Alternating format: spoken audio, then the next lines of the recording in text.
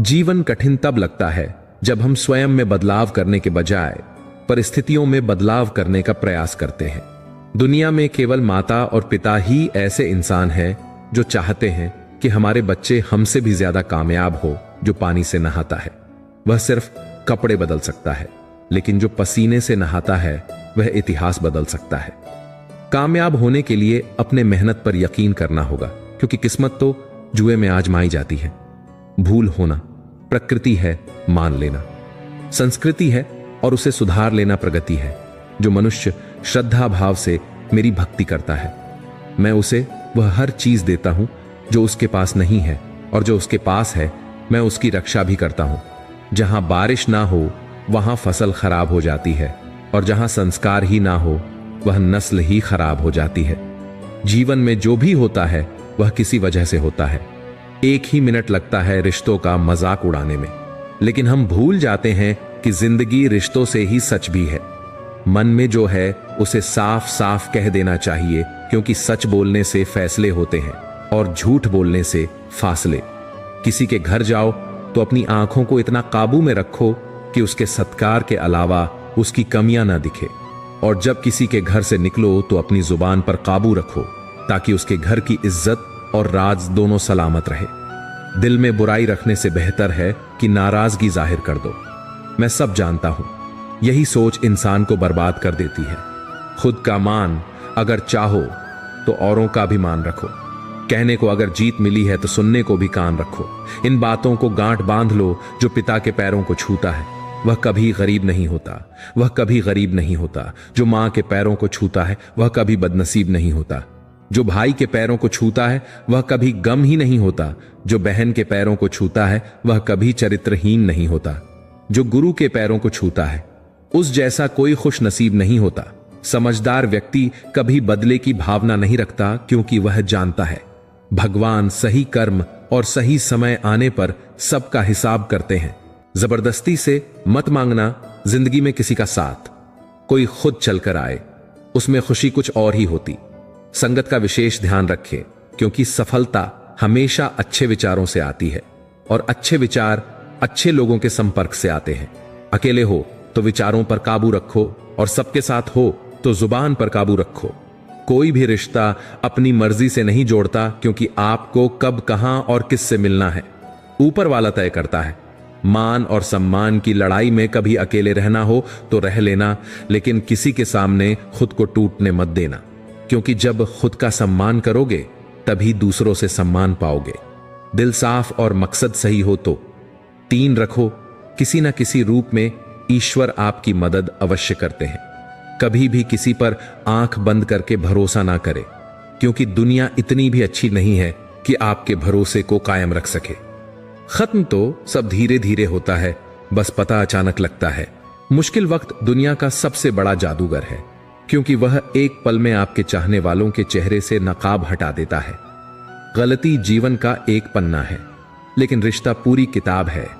जरूरत पड़ने पर गलती का एक पन्ना पाठ देना, लेकिन एक पन्ने के लिए पूरी किताब को मत खोना। किरण चाहे सूर्य की हो या आशा की, जीवन के सभी अंधकार मिटा देती है। सब्र और सच्चाई एक ऐसी सवारी है जो कभी अपने सवार को गिरने नहीं देती। ना किसी के कदमों में, ना किसी की नजरों में अकेले चलना और आगे बढ़ते रहना आसान नहीं होता, लेकिन अगर हार ना मानी जाए, अपने आप को धोखा ना दिया जाए, तो आखिर में एक बेहतरीन कामयाबी हासिल होकर ही रहती है। अकेले चलना बहुत मुश्किल होता है, बहुत ही ज्यादा मुश्किल, लेकिन अकेले उठाया हुआ हर एक कदम तुम्हारे इरादों को मजबूत बनाता है, तुम्हारे व्यक्तित्व को निखारता है। श्री कृष्ण कहते हैं, हर वह इंसान जो अपनी लड़ाई अकेले लड़ रहा है, अपना रास्ता अकेले तय कर रहा है, लोगों की कड़वी और छुट्टी हुई बातों को अकेले सह रहा है। बस अपने रास्ते पर चलते रहो और आगे बढ़ते रहो। सब कुछ मत दो, उसमें कुछ चीजें छोड़ देना। ठीक है, वो कहते हैं ना कि अगर किसी इंसान के पास किसी चीज को पाने की कसक रह जाती है तो उसकी कद्र होती है। जब आप अपने आप को पूरा सौंप दोगे तो वहां आपकी कद्र खत्म हो जाती है। किसी को हर समय आपको याद करने के लिए मजबूर मत करो, बस चुप रहो और देखो कि आपकी कितनी अहमियत है उनकी लाइफ में, उनको कोई फर्क भी पड़ता है या नहीं। जिस दरवाजे पर आपकी कद्र ना हो उसे बार बार खटखटाया नहीं करते, और अगर बात करने की चाहत उधर से भी ना हो तो इधर से भी बात करने के लिए गिड़गिड़ाया नहीं करते। अकेले रहो सहारे इंसान को खोखला कर देते हैं और उम्मीदें कमजोर कर देती हैं। अपनी ताकत के बल पर जीना शुरू कीजिए। आपका सबसे अच्छा साथी और हमदर्द खुद के अलावा कोई नहीं हो सकता। देखो यार, बात इतनी सी है, जिंदगी का कोई भरोसा नहीं है जो आपके साथ मुस्कुरा रहा है, खिलखिला रहा है या लड़ भी रहा है। पता नहीं कब वो आपका साथ छोड़कर चला जाए, तो इसलिए किसी से नाराजगी में वक्त मत बिताओ। कौन जाने किसका साथ किस वक्त तक का है। अगर आप धैर्य खो रहे हैं तो आप लड़ाई हार रहे हैं। पहले तो कुछ नहीं होता, फिर धीरे धीरे और अचानक एक साथ घटित होता है। अधिकांश लोग पहली अवस्था में ही हार मान लेते हैं। भाग्य पर विश्वास मत करो, कड़ी मेहनत पर विश्वास करो। प्रक्रिया में जल्दबाजी करने या शॉर्टकट खोजने की कोशिश करना बंद करें, वहां कुछ नहीं मिलता। खाने में कोई जहर भी दे दे तो उसका इलाज है, लेकिन कोई कान में जहर घोल दे तो उसका कोई इलाज नहीं है। दोस्तों, एक समय की बात है। हिमालय की तलहटी में स्थित एक छोटे से गांव में एक महान योगी रहते थे।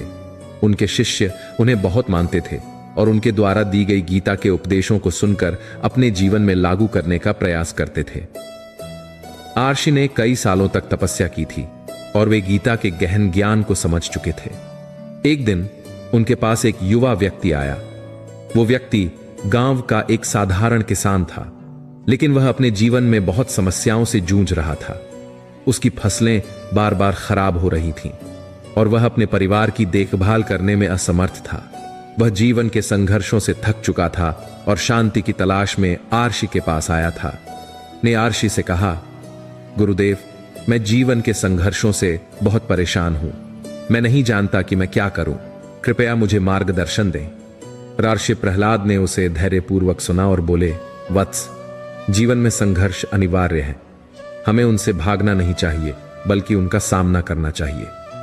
मैं तुम्हें एक कहानी सुनाता हूं जो तुम्हारे मन को शांति और समाधान देगी। रार्षि ने कहानी की शुरुआत की। बहुत समय पहले एक राजा था। राजा जनक अपने राज्य के लिए बहुत चिंतित रहते थे। एक दिन उन्होंने सोचा कि वह जीवन के सच्चे अर्थ को समझने के लिए एक संत से मिलेंगे। उन्होंने अपने मंत्रियों से कहा कि वे एक सच्चे संत को ढूंढ कर लाएं। कई दिनों की खोज के बाद एक संत का पता चला जो जंगल में तपस्या कर रहे थे। राजा जनक ने संत को अपने महल में आमंत्रित किया और उनसे पूछा, महाराज, मैं जीवन के सच्चे अर्थ को जानना चाहता हूं, कृपया मुझे मार्गदर्शन दें। संत ने मुस्कुराते हुए कहा, राजा जनक, मैं तुम्हें एक कहानी सुनाता हूं जो तुम्हारे प्रश्न का उत्तर देगी। संत ने कहा, एक समय की बात है। एक गांव में एक ब्राह्मण रहता था जिसका नाम ध्रुव था। ध्रुव बहुत विद्वान था, लेकिन उसे अपने ज्ञान पर बहुत गर्व था।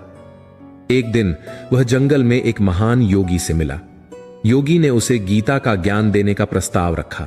ध्रुव ने योगी से पूछा, महान योगी, गीता का सार क्या है? योगी ने उत्तर दिया, गीता हमें सिखाती है कि हमें अपने कर्म को ध्यानपूर्वक करना चाहिए और उसके फल की चिंता नहीं करनी चाहिए।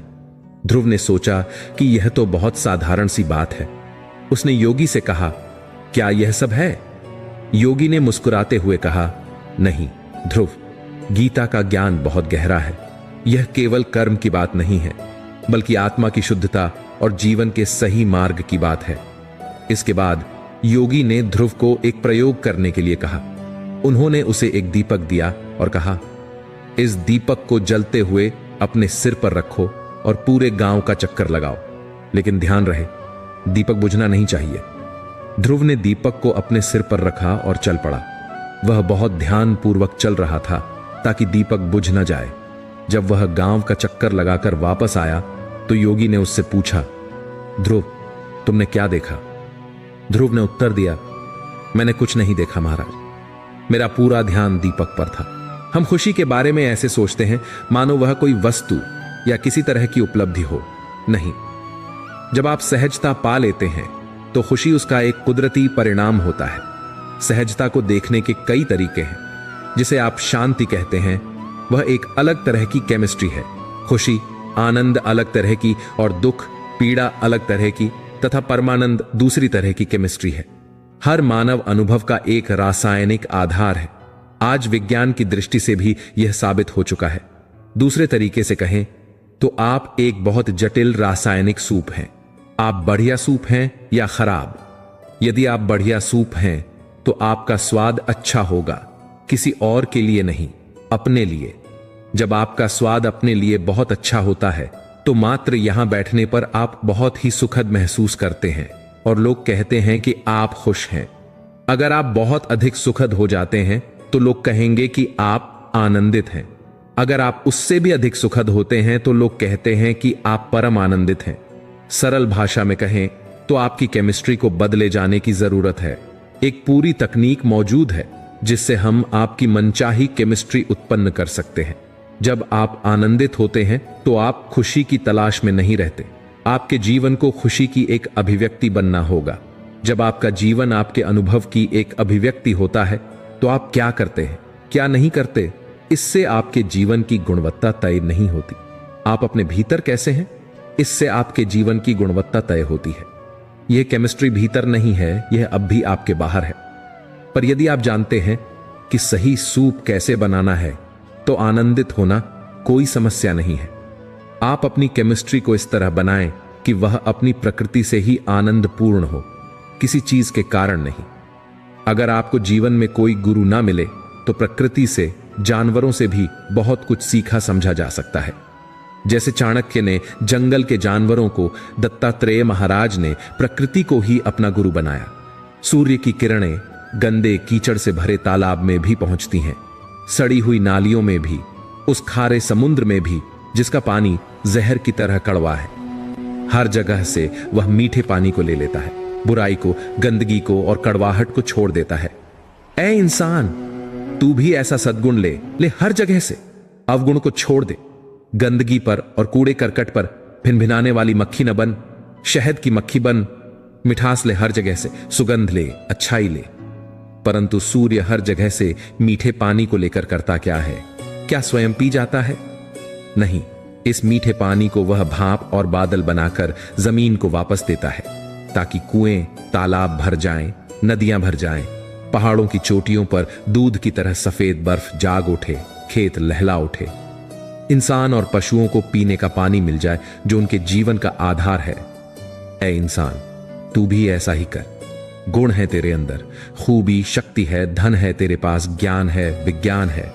तू भी इससे दूसरों का भला कर। सूर्य प्रकाश देता है, कभी अंधेरा नहीं देता, ताकि लोग वास्तविकता को देखें, सच्चाई को देख सकें, ठीक रास्ते पर चलें, भूलें और भटके नहीं। ऐ इंसान, तू भी ऐसा कर। दूसरों को प्रकाश दे, उनके लिए अंधेरा पैदा मत कर। उन्हें वास्तविकता और सच्चाई की ओर ले जाने का रास्ता दिखा। उन्हें झूठ, पाप और अज्ञान की तरफ ले जाने का यत्न मत कर। भीतरी बात, गहरी बात, यूं तो सदियों से है इंसान का वजूद, पर आंखें आज तरसती हैं इंसानियत के लिए। व्यक्ति आदतों का गुलाम है। याद रखिए, आदतों से ही व्यक्ति का स्वभाव बनता है और फिर स्वभाव से व्यक्तित्व और फिर व्यक्तित्व व्यक्ति का जीवन बनता है। इसलिए जीवन को सुधारना हो तो आदतों को सुधारना होगा। एक बार कोई बुरी आदत पड़ जाए तो बड़ी मुश्किल से छूटती है। चलिए एक उदाहरण के माध्यम से समझते हैं। एक व्यक्ति नदी किनारे अपने दोस्तों के साथ बैठा हुआ था। तभी उसे नदी में एक कंबल बहता हुआ दिखाई दिया। उसने आव देखा ना, ताव कंबल को पकड़ने के लिए नदी में छलांग लगा दी और कंबल को पकड़ लिया। थोड़ी देर में उसे लगा कि कंबल ने उसे पकड़ लिया है और अपने साथ बहाकर ले जा रहा है। वो बचाओ बचाओ चिल्लाने लगा। किनारे बैठे दोस्तों ने कहा, छोड़ दे कंबल को। वो चिल्लाकर बोला, पहले मैंने कंबल को पकड़ा था, अब इस कंबल ने मुझे पकड़ लिया है। मैं इसे छोड़ना चाहता हूं पर यह मुझे नहीं छोड़ रहा है। वो कंबल वास्तव में कंबल नहीं, भालू था, जो ऊपर से देखने पर कंबल जैसा प्रतीत हो रहा था। उस भालू ने उसे जकड़ लिया था। ऐसे ही बुरी आदतें होती हैं। पहले हम उनको पकड़ते हैं, फिर वो हमको पकड़ लेती है और अपने साथ बहा कर ले जाती है। हम चाहकर भी उनसे अपना पीछा छुड़ा नहीं पाते। कोई भी बुरी आदत छोड़ने के लिए 42 दिन तक अभ्यास करना पड़ता है और कोई भी अच्छी आदत अपनाने के लिए 21 तक अभ्यास करना होता है। इसलिए अच्छा हो कि जब आदत ही बनानी हो, तो अच्छी आदत ही अपनाई जाए। हम देखते हैं कि अधिकतर मनुष्य सुख कैसे मिले, इसी भावना से कर्म करते हैं। वह उस समय यह नहीं देखते कि मेरे इस कार्य से दूसरे को कोई हानि तो नहीं पहुंच रही है। इसी स्वार्थ वृत्ति के कारण वे पाप कर्म भी कर लेते हैं और कर्म बंधन में पड़ जाते हैं। दूसरी तरफ कर्मयोगी यह भाव रखकर कर्म करता है कि उसके कर्म से दूसरों को सुख कैसे मिले। वह स्वार्थ की चिंता नहीं करता। उसका उद्देश्य होता है सिर्फ अपना कर्तव्य पूरा करते रहना है। नियंत्रित मन हमें इस नकारात्मकता से बचाता है। आत्म जागरूकता मन को नियंत्रित करने का सबसे अच्छा तरीका है। मन को नियंत्रित करना एक दिन का काम नहीं है। इसके लिए नियमित और व्यवस्थित साधना की आवश्यकता होती है। जब यह नियंत्रित हो जाता है तो अंदर से ऐसा महसूस होता है जैसे परमात्मा की प्राप्ति हो गई है। आपका शरीर एक हथियार है और इसे अधिक मजबूत बनाने पर विचार करना चाहिए। आप केवल अपने मन और शरीर को मजबूत बनाने का विचार कीजिए। इससे आप जीवन के महासागर को पार करने में सक्षम होंगे। अपने आप में एक मजबूत विश्वास आपको धार्मिक बनाएगा। इससे आपको काफी खुशी का आभास होगा और आपका मन नियंत्रित रहेगा। चुपचाप बैठिए और मन को भटकने दीजिए जहां वह जाना चाहता है, परंतु आप अपने आप पर दृढ़ विश्वास रखिए कि आप अपने मन को सभी दिशाओं में देख रहे हैं। अब भगवान से मिलाप करने की कोशिश कीजिए, लेकिन सभी सांसारिक मोहमाया या रिश्तों को त्याग कर। कुछ समय बाद आप देखेंगे कि आपका मन शांत झील की तरह शांत हो रहा है। यह प्रक्रिया मन के भटकने की गति को धीमा कर देगी। प्रत्येक दिन इसकी साधना कीजिए और अपने आप को पहचानिए। समय के साथ आपका मन आपके नियंत्रण में होगा। ध्यान का अर्थ है कि आपने अपने मन पर काबू पा लिया है। ध्यान मन को सभी आने वाली विचार तरंगों और दुनिया भर की मोह माया से निजात दिलाता है। इससे आपकी चेतना का विस्तार होता है। हर बार जब आप ध्यान करेंगे तो आप अपने विकास पथ पर अग्रसर होंगे। बाहरी और आंतरिक सभी इंद्रियां मनुष्य के नियंत्रण के अधीन होनी चाहिए। कड़ी साधना के जरिए ही मनुष्य उस मुकाम को हासिल करता है जहां वह प्रकृति के आदेशों व इंद्रियों के खिलाफ अपने मन को एकाग्रचित कर सकता है। शरीर को जैसे गर्मी लगती है, इसी प्रकार मन को भी ताप क्लेश रूपी गर्मी लगती है। शरीर को गर्मी लगी तो पंखा, कूलर, एयर कंडीशन चलाते हैं तो आराम मिलता है, परंतु मन को ठंडा कैसे करें जो दिन रात दुनिया के विषयों विकारों में गर्म रहता है। मन को ठंडा करने के लिए प्रभु का नाम ही सहायता कर सकता है। प्रभु के नाम जैसा शीतल पदार्थ मन के लिए कोई और नहीं है। इसी प्रभु के नाम के सहारे मन को ठंडा अथवा शांत किया जा सकता। एक व्यक्ति था, उनको अपनी पत्नी से बहुत प्रेम था। रात का समय था, वे अपनी पत्नी से मिलने जा रहे थे। रास्ते में नदी थी। उन्होंने नौका से नदी पार कर ली। ससुराल पहुंचकर सोचा कि अब ऊपर कैसे जाऊं। वे नहीं चाहते थे कि उन्हें अंदर जाते हुए कोई देखे। उन्होंने देखा कि पेड़ के साथ एक रस्सी बंधी है। उसके सहारे ऊपर पहुंच पत्नी के कमरे में चले गए। जब वे कमरे में गए तो पत्नी ने पूछा कि यहां क्या कर रहे हो। उन्होंने कहा कि तुमने ही तो वहां मेरे लिए नौका छोड़ी थी ताकि मैं नदी पार कर सकूं। इस पेड़ के साथ रस्सी छोड़ी थी ताकि मैं ऊपर आ सकूं। अब तुम कह रही हो कि यहां क्या कर रहे हो। पत्नी ने कहा कि मैंने तो कोई रस्सी नहीं बांधी थी। उन्होंने कहा चलो दिखाता हूं। जब वे देखने गए तो वह रस्सी नहीं थी, सांप था। नदी किनारे गए तो वहां नौका नहीं थी, शव था। तब उनकी पत्नी ने कहा कि जितना प्यार आपको मुझसे है, यदि उतना ही प्यार अपने बनाने वाले से होता तो आपकी जिंदगी बदल जाती। उन्होंने इस बात को समझा और अपनी सारी जिंदगी भक्ति में लगा दी। समझने की बात है, मैं नहीं कह रहा हूं कि आपको वैरागी होना चाहिए, परंतु उस बनाने वाले से भी प्रेम करना चाहिए जो था, है और हमेशा रहेगा। लोग कहते हैं कि कहां है वह अनंत। यदि आप उसे देखना चाहते हैं, समझना चाहते हैं, तो उसके लिए आपको अपनी आंखें खोलनी पड़ेंगी, अपना हृदय खोलना पड़ेगा, समझना पड़ेगा, अपना नजरिया बदलना पड़ेगा, तब वह दिखाई देगा। कर्ज लेते समय तो राहत मालूम देती है, पर लौट आते समय कष्ट होता है। दुष्ट के साथ मित्रता करते समय शुरू में तो अच्छा लगता है, पर बाद में कष्ट होता है। मन में उठी गलत और हानिकारक कामना को पूरा करते समय तो ऐसा मजा आता है, पर जब इसका परिणाम सामने आता है तब कष्ट होता है। बिना आगा पीछा और भला बुरा सोचे कोई काम करना तो वह आसान होता है, पर इसका फल भोगने में कष्ट होता है। समय के साथ चलें, सफलताएं स्वयं हमारे साथ होंगी। लेकिन समय के साथ चलना भी तो कठिन है। वर्तमान के हाथों में जीवन की संपूर्ण जिम्मेदारियां थमी हैं। हो सकता है हम परिस्थितियों को न बदल सकें, पर उनके प्रति अपना रुख बदलकर नया रास्ता तो अवश्य खोज सकते हैं। नए रास्ते की खोज के संकल्प से ही खूबसूरत ख्वाबों का द्वार साबित होगा। जीवन में बहुत कुछ बेहतरीन होना बाकी है। कई खूबसूरत लम्हे रास्ते में हमारी प्रतीक्षा में हैं। हमारी कई उम्मीदों को अभी उड़ान भरनी है। कई हैरतों से मुलाकात होनी है। कई सुख बाहें फैलाए खड़े हैं। पर समस्या यह है कि हम बेख्याली में जिए जा रहे हैं। दुनिया हमारी ओर मुंह किए खड़ी है और हम कहीं और ही उदास बने खड़े हैं। अपने भरोसे को मजबूत बनाएं। दुनिया में बहुत कुछ आपके लिए है। जब कोई इंसान दुनिया से विदा होने लगता है तो तुरंत उसके कपड़े, उसका बिस्तर, उसके द्वारा इस्तेमाल किया हुआ सभी सामान उसी के साथ घर से निकाल दिए जाते हैं। पर कभी कोई उसके द्वारा कमाया गया धन दौलत, प्रॉपर्टी, उसका घर, उसका पैसा, उसके जेवरात आदि इन सब को क्यों नहीं छोड़ते, बल्कि गले का हार, सोने के अंगूठी भी खींच कर निकाल लिया जाता है। इससे पता चलता है कि रिश्ता किन चीजों से था। लेकिन आपके द्वारा कमाया हुआ पुण्य परोपकार, आपका नाम इसे कोई नहीं छीन सकता। इसलिए दोस्तों, हार्ट जले ज्यों लकड़ी, केस जले ज्यों घास, कंचन जैसी काया जल गई, कोई ना आया पास। इसलिए मित्रों, ऐसा काम करो कि मरने के बाद लोग तुम्हारे धन के कारण नहीं, मन के कारण नाम ले। एक गांव में महान अर्षि रहते थे। एक दिन एक व्यक्ति अर्षि के पास आया। उसने पूछा, मैं यह जानना चाहता हूं कि हमेशा खुश रहने का राज क्या है। ऋषि ने उससे कहा, तुम मेरे साथ जंगल में चलो, मैं तुम्हें खुश रहने का राज बताता हूं। ऐसा कहकर ऋषि और वह व्यक्ति जंगल की तरफ चलने लगे। रास्ते में ऋषि ने एक बड़ा सा पत्थर उठाया और उस व्यक्ति को पकड़ा दिया। वह पत्थर उठाकर ऋषि के साथ जंगल की तरफ चलने लगा। रास्ते में ऋषि ने एक बड़ा सा पत्थर उठाया और उस व्यक्ति को पकड़ा दिया। वह पत्थर उठाकर ऋषि के साथ जंगल की तरफ चलने लगा। कुछ समय बाद उसके हाथ में दर्द होने लगा, किंतु वह चुपचाप चलता रहा।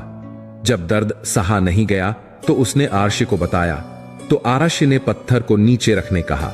पत्थर को रखने पर उस व्यक्ति को बड़ी राहत महसूस हुई। ऋषि ने कहा, यही है प्रसन्न रहने का राज। व्यक्ति ने कहा, गुरुवर मैं समझा नहीं।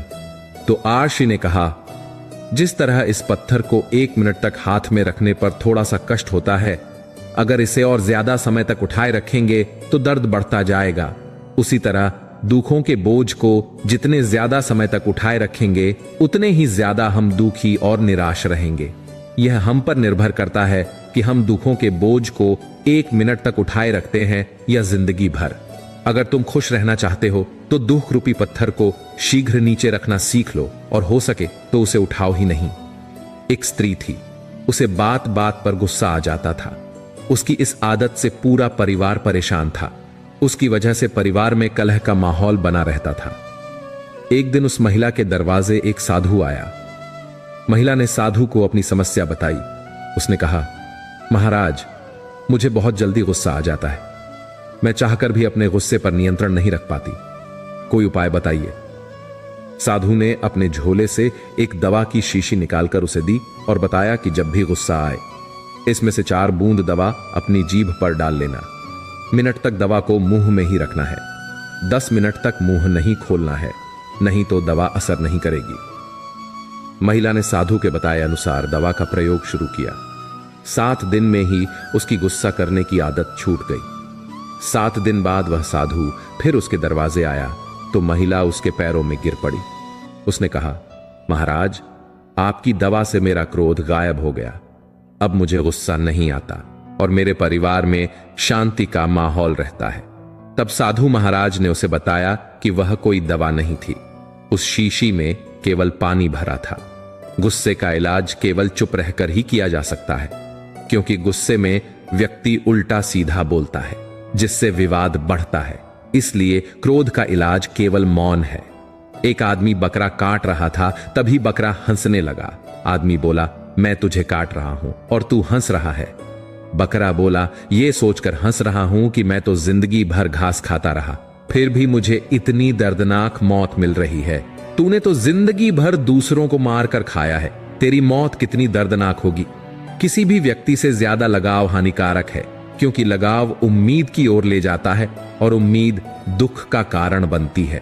भाग्य का लिखा कोई छीन नहीं सकता। अगर हो विश्वास ऊपर वाले पर तो वो भी मिलेगा जो तेरा हो नहीं सकता।